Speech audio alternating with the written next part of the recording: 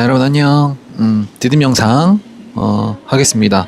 131쪽 하겠습니다. 자, 영국 얘기하고 그 다음에 프랑스 얘기할 겁니다. 이게 무슨 얘기냐? 여기랑 지난 시간에 했던 것처럼 이제 제정군사 국가가 발달할 때 그 스타일이 다르다 그랬잖아. 영국은 의회와 조금 더 협력적으로, 근데 프랑스는 국왕 중심으로. 그걸 좀 더 자세하게 알아보는 시간이 될 겁니다. 자, 영국 의회 정치 발전 처음부터 그렇게 잘 되진 않았겠죠. 그럼 영국을 한번 보겠습니다. 어떤 일이 있었는지. 16세기 영국에서는 자, 우리 헨리 8세의 딸 엘리자베스 1세가 힘을 가져서 에스파냐의 무적함대를 무찔러서 해상권을 장악하고 동인도 회사 식민지를 관리하는 회사인데 동인도 회사를 세워서 해외 시장 개척에 나섰습니다. 이 과정에서 의회에 어떤 세력들이 진출하냐면 조금 스마트한 사람들이 들어가요. 젠틀이라고 여기 나온 것처럼 귀족과 자영론 사이에 있는 지주층인데, 얘네는 법률가이기도 하고 의사이기도 하고 하면서 전문직 종사자이기도 했습니다. 토지를 바탕으로 농정사회의 중심 세력을 이뤘고, 그냥 마냥 귀족들만 아니고 조금 더 또 다른 스타일의 세력들이 발생하기 시작했고, 상인 제조업자 등 시민계층도 성장을 했고, 이 사람들도 의회에 진출했는데, 이 사람들 대부분 다 칼뱅의 교리를 따르는 청교도인들이었습니다. 청교도인들이 칼뱅파 신교하고 거의 유사하다고 보시면 돼요. 우리가 지난 시간에 배웠던 칼뱅파 신교는 스위스였잖아. 이게 넘어가서 영국에서는 청교도가 되는 겁니다. 자, 그래서 괜찮았는데 이제 빌런이 꼭 등장을 하죠. 빌런이 누구냐? 자, 여기는 찰스 1세입니다. 찰스 1세가 이제 전제 정치라고 하면 그냥 자기 멋대로 하는 정치라고 이해하시면 됩니다. 여기 나온 것처럼 국가 권력을 개인이 장악하여 민이나 법률의 제약을 받지 않고 실시하는 정치, 그냥 자기 멋대로 하는 정치라고 보시면 되는데, 그러니까 의회를 무시했죠. 그러니까 의회는 권리청원이란 걸 제출하면서 왕권을 제한을 했습니다. 일단은. 그런데 찰스 1세가 말을 안 들어요. 다시 의회를 탄압합니다. 탄압해버리니까 결국 어떻게 해야 돼? 싸워야겠지. 의회파하고 왕당파 사이에 내전이 벌어나고, 여기는 의회파를 이끌었던 크로멜. 자, 크로멜이 이끄는 의회파는 내전에서 승리하여 찰스 1세를 죽입니다. 왕을 처형했습니다. 오케이? 그리고 공화정을 수립했다. 여기까지가 우리는 청교도 혁명이라고 일단 하는 겁니다. 근데 공화정은 여러분들 알죠? 우리나라도 헌법 제1조 1항에 대한민국 민주공화국이다 이렇게 나와 있죠? 공화정이란 건 왕이 없는 겁니다. 맞죠? 자, 왕이 없는 거니까 그 대신 크로멜이 다스리는 거죠. 왕은 아니야, 하여튼. 근데 크로멜도 독재 정치를 해요. 막 너무나 빡세게 국민들을 다스려 술도 못 먹게 하고 너무나 금욕적으로 막 강요하다 보니까 국민들의 반감을 사버려서 그가 죽은 다음에는 왕정이 부활합니다. 이걸 우리가 왕정복고라는 식으로 표현을 합니다. 자, 왕정복고 나와 있죠? 자, 그래서 누가 다시 통치하느냐? 제임스 2세가 통치를 하는데, 얘도 찰스 1세처럼 똑같이 찰스 1세, 제임스 2세. 똑같이 의회를 무시하고 청교도를 탄압해요. 아, 사람은 저처럼 착해야 되는데 다 왜 이런지 모르겠습니다. 맞죠? 자, 그래서 의회는 좀 더 자세한 얘기는 수업 시간에 해드릴게요. 좀 더 재밌는 얘기가 있는데 이걸 지금 할 건 아닌 것 같고, 결국 의회는 제임스 2세를 물러나게 합니다. 죽이진 않아요. 알아서 이제 물러납니다. 그리고 그의 딸 메리하고 남편의 윌리엄을 공동 왕으로 세웠는데, 이걸 우리는 명예혁명이라고 이름을 붙이는데, 왜 명예혁명이냐?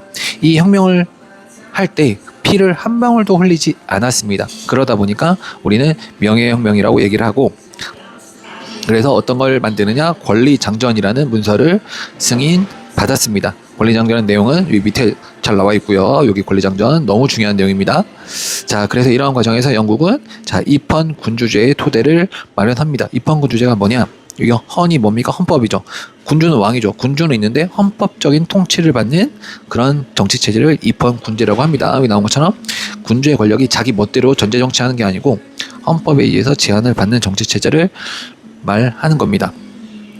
맞죠? 권리장전도 나중에 보면 알겠지만 왕이 의회의 동의를 받아야 된다. 의회의 승인을 받아야 된다. 의회의 동의를 받아야 된다. 이렇게 어떻게 보면 이거에 의해서 권리가 제약당하는 겁니다. 국왕의 권력이 의회가 정한 법의 제한을 받는다. 자, 이게 입헌군주제의 토대가 되는 겁니다. 자, 그래서 국왕과 의회가 협력하는 영국의 전정 군사 국가가 이제 만들어지는 거죠. 청교도 혁명과 명예혁명을 거치면서 영국에서는 국왕과 의회가 협력하는 스타일로 이제 발전이 되는 겁니다. 영국은 섬나라잖아, 맞죠? 그러니까 강력한 해군이 중요해요. 강력한 군사력이 중요합니다. 그래서 의회와 협력하여 군사비 지출을 늘리고 늘어난 비용을 부담하기 위해 이제 은행을 세워서 자금의 흐름을 원활하게 합니다. 금융도 굉장히 중요한 거니까 맞죠? 그래서 확보한 군사를 바탕으로 영국의 제정 군사 국가는 동인도 회사를 앞서 아시아 시장에 진출하면서 세계에서 식민지를 굉장히 많이 가진 나라가 될 수 있는 발판이 여기서 생겨난 거죠. 자, 이게 영국 모델이고요. 그 다음에 다음 장에 보시면 프랑스 모델이 나옵니다. 프랑스는 국왕이 주도했다고 나와 있죠. 국왕이 주도했다는 얘기는 의회는 어느 정도 무시가 됐다입니다.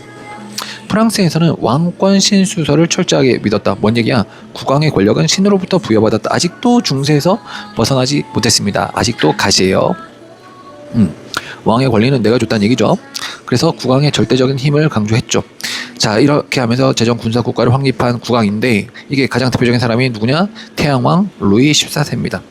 자, 루이 14세는 콜베르라는 사람을 재무장관으로 앉히면서 중상주의, 지난번에 얘기했죠. 수출을 많이 하고 수입은 적게 하고 이렇게 하면서 상공업을 중시하는 중상주의 정책을 펼쳤습니다. 그래서 관료제와 상비군을 정비하고 스스로를 태양왕이라고 칭했습니다. 저랑은 좀 달라요. 저는 각교니까. 그리고 베르사유 궁전, 의리의리한 베르사유 궁전을 지어서 자신의 막강한 권력과 부를 나타냈죠. 자, 그래서 이 과정에서 루이 14세는 하여튼 상비군을 유지하기 위해 돈이 필요한 거죠. 비용을 마련하기 위해 의회의 동의를 구하지 않습니다. 이게 중요한 거죠. 의회의 동의를 구하지 않고 자, 세금을 늘렸습니다.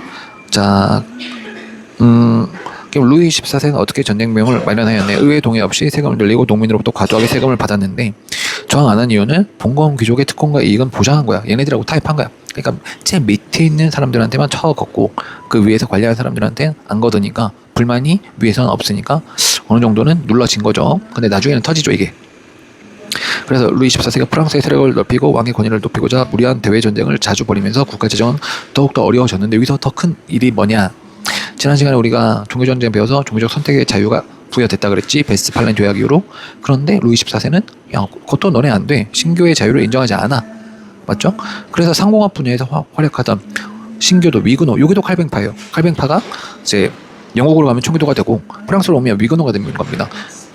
근데 이제 너네는 신교를 인정 안 하니까 이제 얘네들이 도망가 버리는 거예요. 다른 나라로. 해외로 빠져나가면서 국가에 돈을 많이 벌어다 주던 이 상공업자들도 해외로 나가버리니까 산업이 위축될 수밖에 없는 상황이 벌어지는 겁니다. 그래서 안 좋은 거죠. 지금 많이 안 좋았습니다. 맞죠? 그래서 루이 14세는 15,000명 하던 상비군을 65만 명까지 늘렸고, 그쵸, 군사비가 엄청나게 커질 수밖에 없죠. 근데 얘네가 가버리면 좋겠냐?